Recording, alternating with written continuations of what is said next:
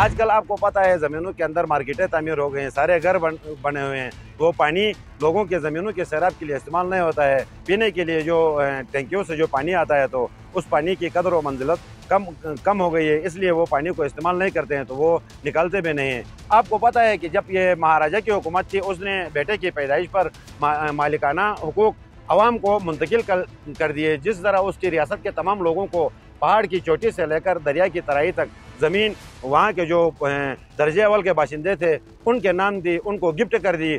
उसके बाद फिर लोगों ने मालिया देना स्टार्ट कर दिया। मालिया का मकसद कि ये हम इंतज़ामी उमूर चलाने के लिए, कोई नंबरदार जमादार इस किस्म के लोगों को चलाने के लिए, इंतज़ामी एडमिनिस्ट्रेटिव मशीनरी चलाने के लिए ये मालिया इस्तेमाल होती थी।